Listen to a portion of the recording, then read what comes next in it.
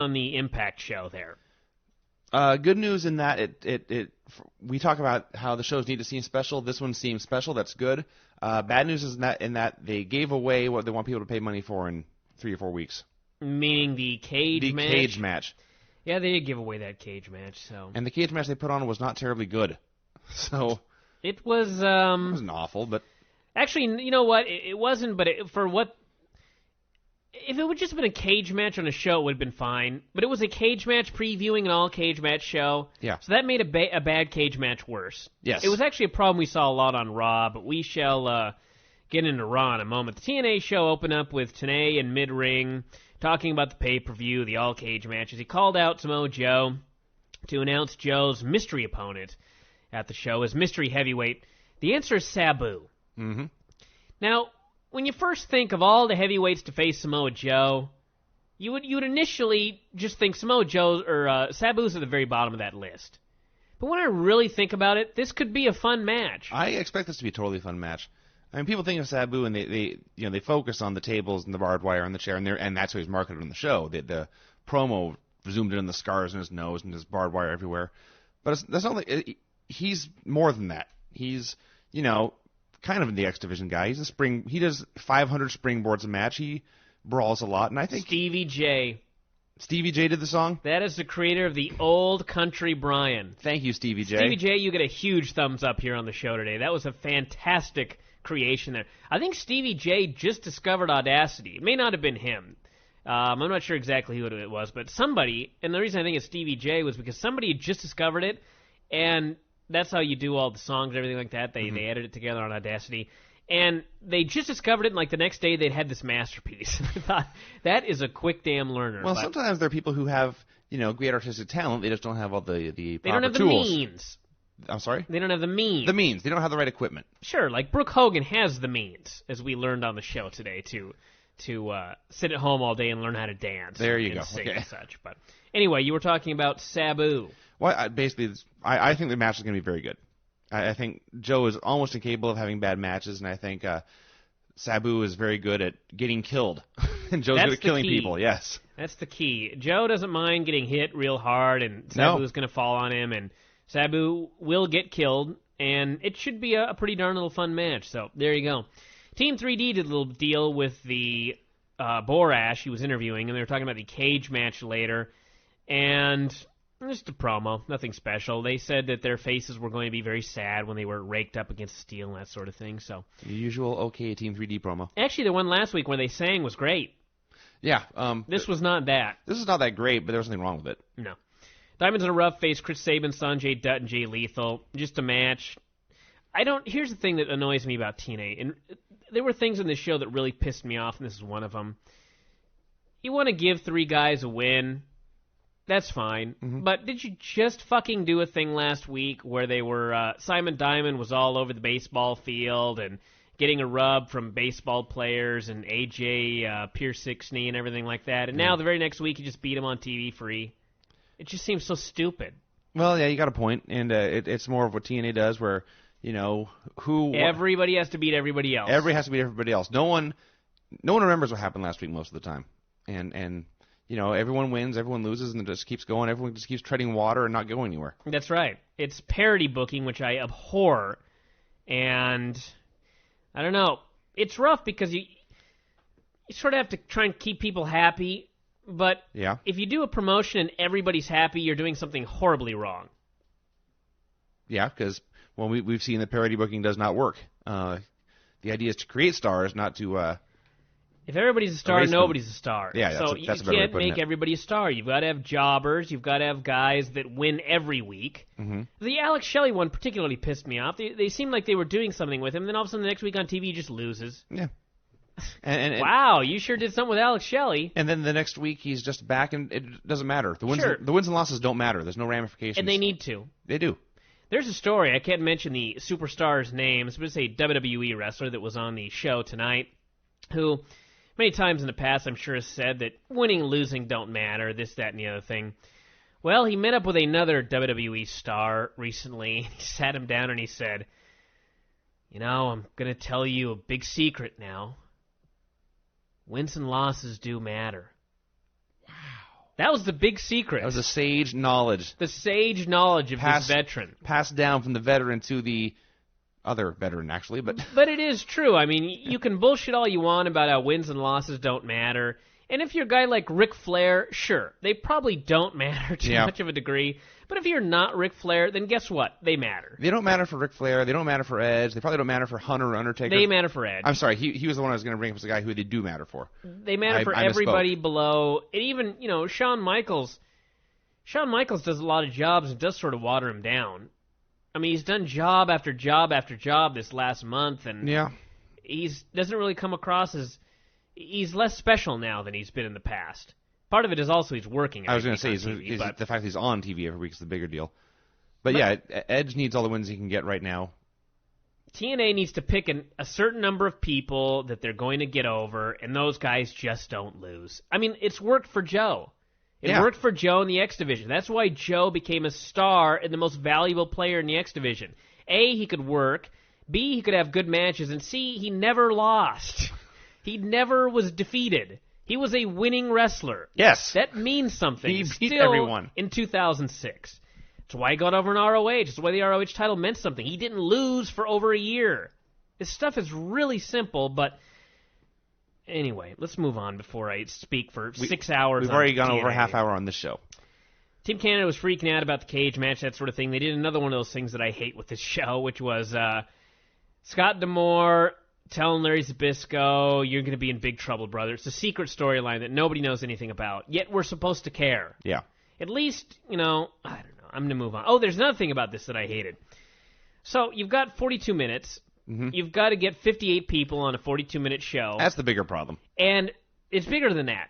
So of this 42 minutes, they wasted about 3 minutes doing an angle that's going to be built around Larry Zbyszko getting new hair. Mm-hmm. They're teasing that he's thin on top. Borash points it out. D'Amore points it out. Larry flips out. Eventually, he's going to get a hair transplant in this hair match and everything like that. Yeah, that was one of the things that had to be built up on this show. Larry's new hair. It is 2 hours of stuff in a 1 hour show. This was 4 hours of stuff in a 1 hour show. And an hour of it was Larry's hair. Yes. So then we had Sting doing a pre-taped promo saying he was going to show up at the pay-per-view. Not as Steve Borden this time, as Sting. He is reinstated, which is odd because do you need to be reinstated when you retire? I don't know how that Isn't it works. normally a suspension or a firing requires a reinstatement? I think retirement, you just call the office back and say, hey, got an opening? Yes. When you leave on your own terms against the will of the company, do you really have to call and petition for them to bring you back? It is a special hearing. But anyway, they did because there's a stipulation, which is that Jarrett has to have a match in a cage with him with weapons and shit like that. So it's 6 sides of steel, Sting's army versus Jarrett's army with weapons. I don't think Sting even knew all the stipulations. I'm not really sure either. He did use the word war games. No, first he goes, there's going to be weapons. There's going to be bats, and he goes, well, there's going to be some other stuff. And he said there's going to be a roof. Sure. He said there's going to be bats, and then he said... No, he wants a roof. He didn't even say there was going to be. I see. But he said there would be bats and other stuff. Yeah, but, other stuff. But he used the word war games, and hopefully they do that stipulation and do it right, because it's so easy to do that. You just have every 2 minutes the heels get the advantage, and every 2 minutes the baby faces make a big comeback, and it's almost impossible to screw up. But it can happen. Oh, I have seen it happen. Don't get me wrong. WCW did a very good job screwing that concept. Well, they screwed it up many, many times. Scott Steiner and Jeff Jarrett came out, and basically Steiner destroyed the Naturals, particularly the dark-haired Natural, who no-showed a Hermie Sadler show and was in big trouble. This is what you get. Don't no-show Hermie Sadler, or Scott Steiner will kill fuck you up. And this was fine entertainment. It was, but I expected more. And I think this is one of those deals where it had been built up that it was just the most... I think they called it the most vicious beating ever on Impact. Mm-hmm. I've seen Samoa Joe do far worse damage. Well, we've seen Scott Steiner do far worse damage. That's true. It was, it was a good beating. It was a good beating. The big spot was to press them over the top, and yeah, he just he landed as safely as you can possibly do that. Sure. But at the end of it, Scott Steiner took the beaten whatever Natural it was, and he put him in the camel clutch. Break his back, make him humble, and then fuck his ass. Oh, he forgot the suplex and the camel clutch. Suplex him, put him in the camel clutch, break his back, and then fuck his ass. The Natural escaped without that happening, so he was not truly humbled the old country way. He only took the middle part of the humbling. The first move and the last part of the humbling, he escaped. That's right. So we had Conan and Homicide doing a promo about how they'd taken out that Punk bust a machete, I believe, is how Conan described him.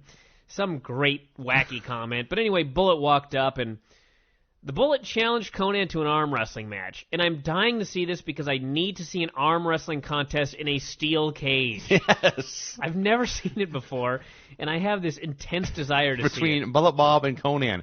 My favorite part of this was when Bullet Bob said, "I've lost several steps, but Conan, I think you've lost more." And it's true, and it was sort of sad, to be honest with you. Kind of like, actually, somebody mentioned this about the Iron Sheik show today. You listen to it, and the Iron Sheik drops are all funny, but when you actually hear the show, it's sort of sad.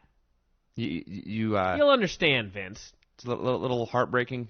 You sympathize with it a little more, I'm guessing. Well, I've always sort of sympathized with the Iron Sheik. I can still laugh my ass off when he threatens to suplex a man, put him in the camel clutch, and the backbreaking and the humbling ass fucking, yes. the old country way and that sort of thing. But it is sort of a sad story, but that's another story for another time. So then we had Team Canada versus Dudley's in a cage match. If I forgot anything on this show, sorry, we need to get moving here. It was, like I said earlier, lackluster. The one thing I noticed about this show more than anything else was crowd's dead. They've so burned out this crowd. They probably have. I was not paying attention to that. I was paying very, very close attention. Mm-hmm. It was a deal where, in the opening match with all the small guys, the Saban match, it was like guys would do, there was no heat. Somebody would do a huge dive, and about 15 fans would go. And then they would just sit there in silence again. And I thought, I didn't notice that. That's bad news. They were clapping not because they were excited, but they were clapping because that's when they were supposed to clap. They were following the script. There were 5 more dives in a 2-minute period than there were in all of Raw. And this is what they got. Yay! That was it. That was it. Same thing with the cage match here. No heat. Eric Young just gigged like a mother bear. Poor guy. And wasn't this... What was the time frame between this match and his health scare? Was it a great? Very shortly, I believe. It's like a few days, something like that. I don't know the exact. I don't know when the health incident went down. Yeah. So, but yeah, he's crazy. And the highlight of this actually was afterwards when the bad guys beat up the good guys and Team Canada sang the national anthem, and Eric Young had lost so much blood he just fainted in the middle of the national anthem. And then after fainting, he immediately stood back up and began singing again. Because he's Eric Young, and he's great. A professional. He's a professional. He is a professional. They did their match. It was plain. It started as a brawl, broke down into a regular tag, and Team 3D made a comeback and hit their finisher and got the pin. There was no drama to it whatsoever, and it was very plain and boring. And if their idea was to make you paid money to see 3 more hours of this, they failed. The good news is they did do the post-match angle where the rest of Team Canada and A&W came down and they locked the cage door, and as Team Canada worked over the Dudleys inside, various small baby faces ran out and tried to climb the cage, but E&W kept running them off, and it was, the classic thing that Bill Watts used to do 600 times, but it still works. Yeah, I'm looking at my report here, and I don't know what the hell happened, but I have part of Raw way the hell down here below Ohio Valley, got the other half way the hell up here, so while I'm fixing things, Vince, what'd you think of the Ohio Valley show? Well, we are missing one part of TNA still. Oh, that's right. We missed the big angle at the end, which was not Scott D'Amore. Alex Shelley and Jim Mitchell were spying on Christian's wife. Mm-hmm. And they followed her all over the place. And it wasn't just a day of stalking. They eventually just confronted her with the camera and everything like that and told her to give Christian a message, "We'll see you soon." Mm-hmm. And sure, it was a fine idea.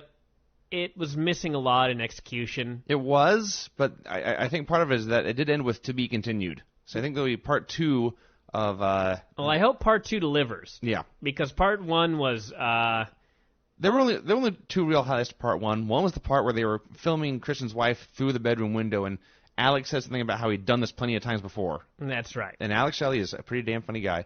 And there's another shot. They followed her to a grocery store, and there was a shot of Jim Mitchell walking the aisles of the grocery store with his cane and his suit and his beard and his eyebrows. I think that's how he walks around in real life, though. I'm going to have to confirm that, but I would not be surprised. It's still great to see on film.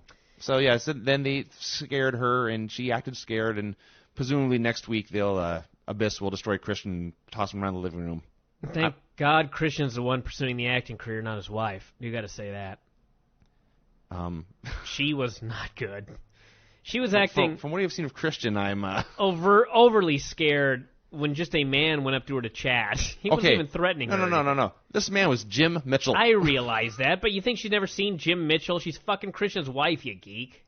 It's not a strange man on the street. I've seen Jim Mitchell hundreds and hundreds of times, and if he surprised me at a tanning salon... Well, you're a girl. No, I'm not. She's a woman. I see you.